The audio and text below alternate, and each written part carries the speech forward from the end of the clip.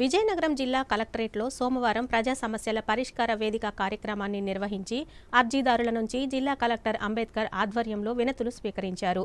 తమ సమస్యలపై ప్రజా సంఘాలు నిరసనలు ప్రదర్శనలు జరిపి కలెక్టర్కు వినతి పత్రాలు అందజేశాయి.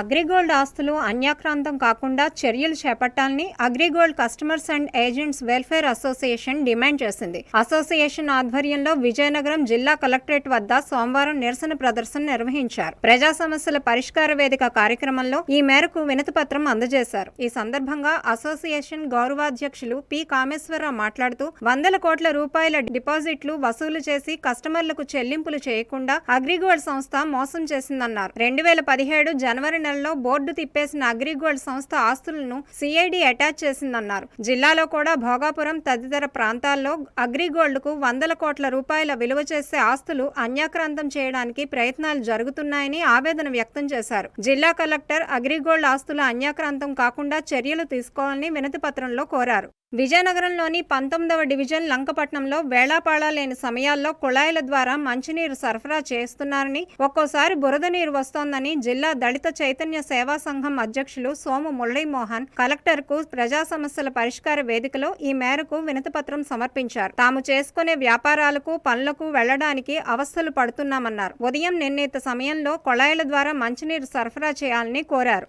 జిల్లాలో వివిధ ప్రభుత్వ విభాగాల్లో ఖాళీగా ఉన్న బ్యాక్లాగ్ పోస్టులను వెంటనే భర్తీ చేయాలని దివ్యాంగ హక్కుల సంక్షేమ సంఘం డిమాండ్ చేసింది. జిల్లా కలెక్టరేట్ వద్ద సోమవారం సంఘం ఆధ్వర్యంలో నిరసన ప్రదర్శన నిర్వహించారు. ప్రజా సమస్యల పరిష్కార వేదికలో జిల్లా కలెక్టర్ కు వినతి పత్రం అందజేశారు. ఈ సందర్భంగా సంఘం నాయకులు శ్రీనివాస్ మీడియాతో మాట్లాడుతూ రేషన్ కార్డులు, ఇల్లు దివ్యాంగులకు కేటాయించాలని కోరారు. లంకాపట్నం 19వ వార్డులోని అందరూ నిరక్షరాస్యులు, నిరుపేదలు అక్కడ పళ్ళు కాయలు అమ్ముకుంటూ మరియు రిక్షాలు వేసుకుంటూ తోపుడు బండ్ల మీద కాయగూరలు అమ్ముకుంటూ ఆటోలు వేసుకుంటూ మరి ఎన్నో కూలి పనులు చేసుకుంటూ జీవన బ్రతుకు చేస్తుంటారు. అయితే ఈ మధ్యకాలంలోని మంచినీళ్ళు కుళాయిలు అనేది ఏ సమయంలో ఇస్తున్నారో తెలియటం లేదు. అయితే మధ్యాహ్నం 12 గంటలకు ఇస్తున్నారో తెలియటం లేదు, సాయంత్రం 5 గంటలకు ఇస్తున్నారో తెలియటం లేదు, రాత్రి 7 గంటలకు ఇస్తున్నారో తెలియటం లేదు, రాత్రి 8 గంటలకు ఇస్తున్నారో తెలియటం లేదు. అయితే ఈ యొక్క కూలి పనులు చేసుకున్న మేము నిరుపేదలం ఆ యొక్క జీవన బ్రతుకు వెళ్లకుండా ఈ మంచినీళ్ళు కుళాయి గుండా ఎదురు చూస్తుంటూ మన జీవన బృతిని కోల్పోతున్నాం. కాబట్టి ఆ మంచినీళ్ళు ఇచ్చినా సరే బురద నీళ్ళు ఇవ్వడం, ఎర్రటి నీళ్ళు ఇవ్వడం, నాసు నీళ్ళు ఇవ్వడం అనేది జరుగుతుంది. దాంట్లో నలుగలు కూడా పడుతుంది. దానివల్ల తాగడం వల్ల టైఫాయిడ్, మలేరియా, వాంతులు, విరోచనాలు వంటి వ్యాధులకి మేము గురవుతున్నాం. దయచేసి మనం గతంలోని 7 గంటలకు ఇచ్చి 11 గంటల వరకు ఆ మంచినీళ్ళు పట్టుకొని మేము మా జీవన బతుకు గుండి వెళ్ళిపోయేవారం. ఆ వచ్చిన డబ్బులతోని కుటుంబ పోషణ చేసేవారం, పిల్లలకు చదువుకి ఇచ్చేసేవారం. కాబట్టి అది లేకుండా ఇప్పుడు ఏంటంటే ఇష్టారాజ్యంగా మంచినీళ్ళు ఇవ్వడం వల్ల దానివల్ల మా జీవనోపాధి కోల్పోయి చాలా ఆర్థికంగా కుటుంబం ఆర్థికంగా ఉండిపోవడం జరుగుతుంది.